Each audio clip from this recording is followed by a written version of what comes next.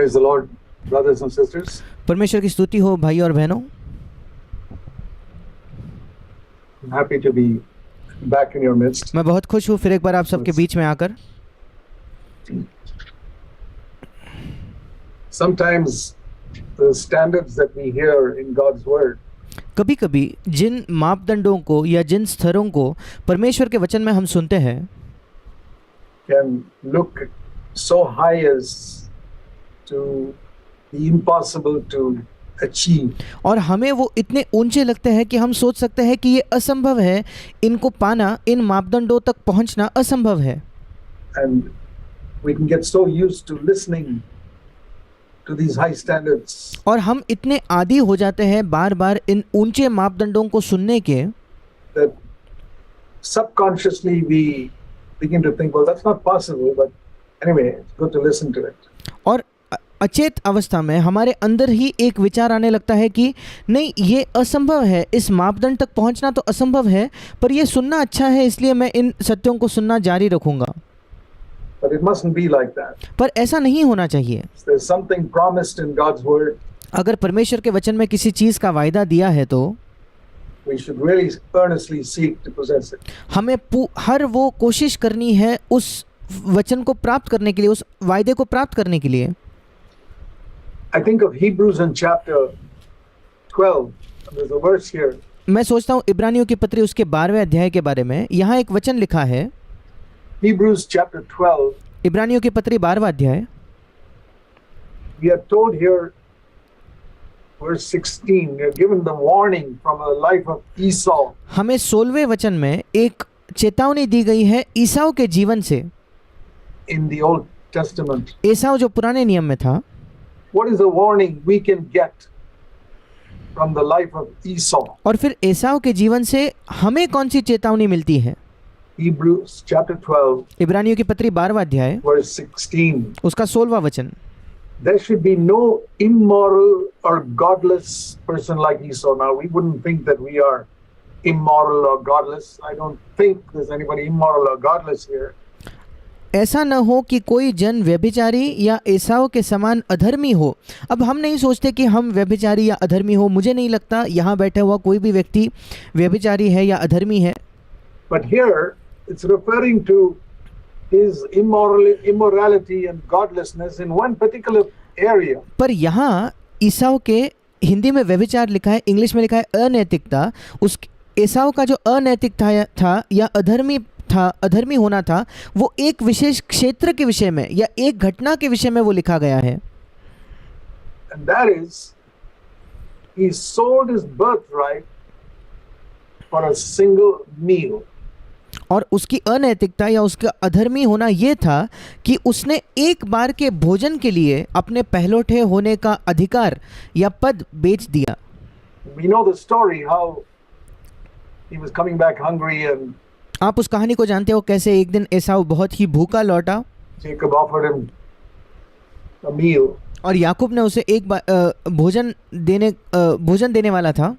And said, I'll give it to you if you give me your birthright. And और याकूब ने उससे सौदा किया कि मैं तुझे खाना खिलाऊंगा अगर तू मुझे अपने पहलौठे होने का अधिकार दे देगा तो। Esau despised his birthright.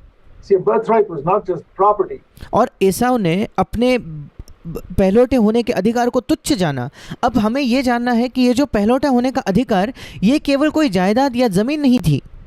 It was ultimately the line through which the Messiah would come.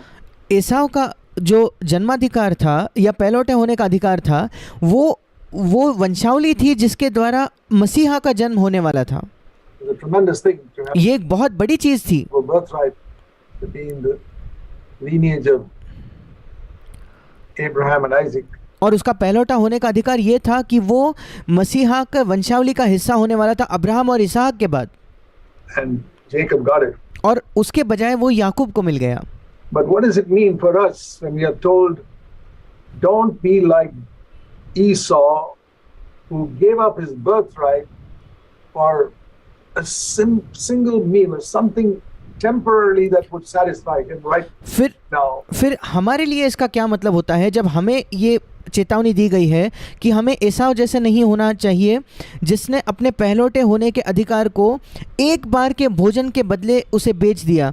एक बार का भोजन मतलब कोई चीज़ जो क्षणिक हो, जो अभी की हमें हमारी अब की कोई ज़रूरत पूरी करती हो।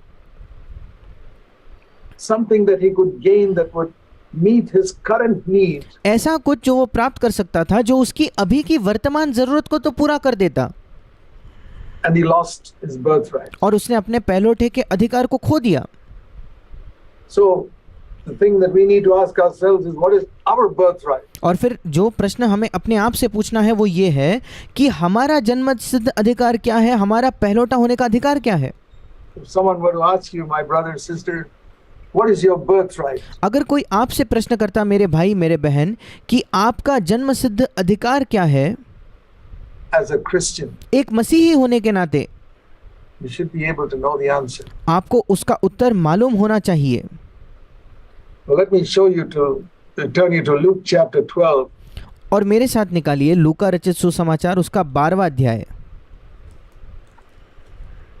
There are things that when you think of birthright and a bowl of soup that Esau had to choose from, और ये जो पहलौठा होने का अधिकार या उसका जन्मसिद्ध अधिकार था, या वो जो एक बार का उसका भोजन जो दलिया था जिसको एसाव ने चुना था to satisfy his present hunger, उसकी वर्तमान भूख मिटाने के लिए, or to get a birthright which will be much later. या उसके पास दूसरा चुनाव था, या तो अभी की उसकी वर्तमान की भूख वो मिटाए, या अपने जन्मसिद्ध अधिकार को वो चुने जो उसको आगे काम आने वाला था। Immediately there was no benefit to Esau by having the birthright. एसाव को तुरंत कोई फायदा नहीं था उसके जन्मसिद्ध अधिकार का। Many years later, उसको कई वर्षों बाद उसका लाभ होने वाला था।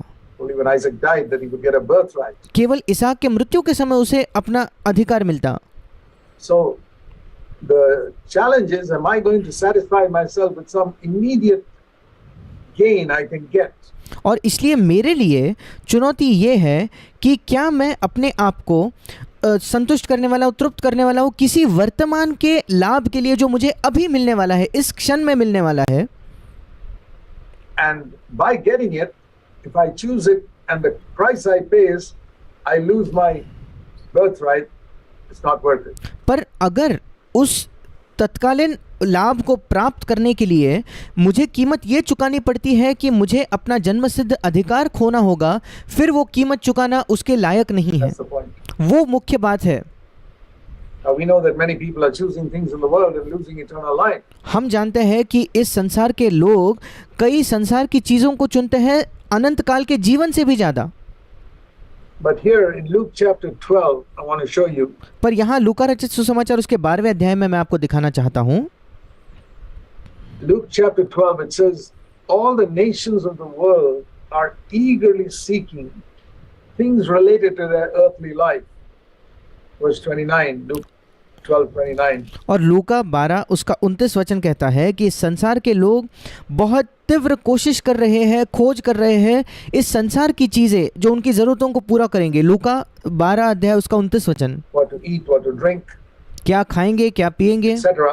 बाकी All चीज़ें। the nations of the world eagerly seek that. इस संसार के सारे जो देश है वो इनके पीछे, संसार की सारी जातियाँ इन सब वस्तुओं की खोज में रहती है। लूका 12 उसका 30 वचन। That's the bowl of soup. और वही वो दलिया है, वही वो भोजन है जो एसाव ने चुना था, Which the nations of the world are seeking, and we are warned not to sacrifice our birthright in order to get that. और हमें वही चेतावनी दी गई है कि उस एक बार के भोजन को चुनकर हमें अपने जन्मसिद्ध अधिकार को त्यागना नहीं है, खो नहीं देना है। But what is the birthright? पर उसका हमारा जन्मसिद्ध अधिकार क्या है? It says your father knows you need all these things. Don't worry about it. 30 वचन कहता है कि तुम्हारा पिता जानता है कि तुम्हें इन वस्तुओं की आवश्यकता है, इसलिए तुम उसकी चिंता मत करो। Here is the birthright, his kingdom. पर तुम्हारा जन्मसिद्ध अधिकार ये है उसका राज्य, Seek his kingdom. उसके राज्य की खोज में रहो। And then he says in verse 32, your father, don't be afraid, little flock. Luke 12:32, your father has chosen gladly to give you the kingdom. और लूका 12:32 में वो कहता है, हे छोटे झुंड मत डर, क्योंकि तुम्हारे पिता को ये भाया है कि वो तुम्हें राज्य दे। God wants to give us his kingdom. परमेश्वर चाहता है हमें अपने राज्य को देना। And for many, many years, I used to think that kingdom is something in the future. कई वर्षों तक मैं सोचता था कि परमेश्वर का राज्य कुछ ऐसा है जो भविष्य में मुझे मिलेगा। That I will get by being faithful in little things now. अगर आज मैं छोटी वस्तुओं में विश्वास योग्य रहा तो भविष्य में मुझे वो राज्य मिलेगा। But it was a great day in my life when I discovered that kingdom is something God wants to give us now. पर मेरे जीवन का एक महान दिन ये था जब मैंने इस बात को खोजा कि परमेश्वर का राज्य ऐसा कुछ है जो परमेश्वर हमें अब देना चाहता है, Right now. अभी तुरंत। The kingdom of God, Jesus said, is not something in the future. यीशु ने कहा परमेश्वर का राज्य ऐसा नहीं कि कुछ भविष्य की चीज है, He said, it's right within you, पर यीशु ने कहा वो तुम्हारे बीच में है, right in your midst. तुम्हारे बीच में है, तुम्हारे अंदर है। And then as I began to search the scriptures as to what the kingdom of God was, और फिर जब मैं बाइबल की खोज करने लगा ये ढूंढने के लिए कि परमेश्वर का राज्य क्या है, I found the answer in Romans 14:17. मैंने उसका उत्तर पाया रोमियो की पत्री उसका 14 अध्याय उसके 17 वचन में। Kingdom of God is not heaven. परमेश्वर का राज्य ये स्वर्ग नहीं है, Heaven is different. स्वर्ग अलग है। I can't get heaven now. मैं आज स्वर्ग नहीं पा सकता, I can get the spirit of heaven in my, मैं स्वर्ग के आत्मा को अपने हृदय में प्राप्त कर सकता हूँ अभी, but heaven itself I have to wait. पर स्वर्ग के लिए मुझे इंतजार करना पड़ेगा। But the kingdom of God is something I can have right now.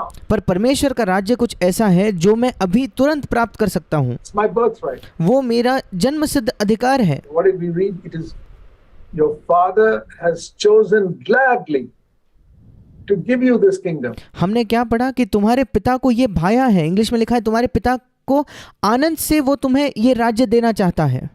And that kingdom is described in Romans 14:17. और उसी राज्य का विवरण रोमियो की पत्री 14 अध्याय उसके 17 वचन में किया गया है। Romans 14:17. रोमियो 14 अध्याय उसका 17 वचन। Things तीन चीजें, comprise the kingdom of God. तीन चीजें हैं जो परमेश्वर के राज्य को परमेश्वर का राज्य दिखाती है। And this is what the Father has chosen gladly और यही वो चीज है जिसको पिता ने खुशी खुशी चुना है या पिता को ये भाया है to give me कि वो तीन चीजें वो मुझे दे right now. अभी तुरंत। But I can lose it for a bowl of porridge. पर मैं दलिया के लिए उसे खो सकता हूँ, एक बार के भोजन के लिए उसे खो सकता हूँ, For something of earth इस संसार के किसी चीज के लिए that satisfies my immediate need. जो मेरे अभी के तुरंत की जरूरत को या आवश्यकता को पूरा करता है। Some little compromise in my place of work. मेरे काम के स्थल में कोई क्षेत्र में समझौता करना, Some little compromise at home. मेरे घर के अंदर कोई समझौता करना, Something that I give up my convictions for. एक ऐसी चीज जिसके लिए मैं जिन सत्यों पर विश्वास करता हूँ उसे मैं छोड़ देता हूँ To get something, कुछ दूसरी चीज को प्राप्त करने के लिए, and then I lose out this. This is और फिर मैं इससे वंचित रह जाता हूँ, इसे खो देता हूँ। the birthright. Every one of us, your Father has chosen gladly to give it to you. ये हमारा जन्मसिद्ध अधिकार है। आप हम में से प्रत्येक के लिए आपके पिता को ये भाया है कि इस जन्मसिद्ध अधिकार को वो हमें दे, But you can lose it. पर आप उसे खो सकते हो। The kingdom of God, where Romans 14:17 is three things basically, right? Romeo 14:17 हमें बताता है कि परमेश्वर का राज्य मूलभूत तौर पर तीन चीजें हैं, Righteousness, धार्मिकता, peace, Shanti and joy in the Holy Spirit. और पवित्र आत्मा से वो आनंद जो पवित्र आत्मा से होता है। Keep this in mind always, dear कृपया इन चीजों को हर बार याद रखें brothers and sisters. मेरे भाई और बहनों। If there's anything you get on earth or try to get, अगर ऐसा कुछ भी है जो इस पृथ्वी पर आप प्राप्त करना चाहते हो या प्राप्त करने की कोशिश करते हो and thereby lose your righteousness, और उसे प्राप्त करने के मार्ग में आप अपने धार्मिकता को खो देते हो or your peace, या अपनी शांति खो देते हो or your joy या आपके आनंद को खो देते हो, in the Holy Spirit, पवित्र आत्मा का आनंद को, worth it. फिर वो चीज जो आप प्राप्त करना चाहते हो वो इस योग्य नहीं है, इस लायक नहीं है। You're following Esau. आप एसाव के पीछे चल रहे हो।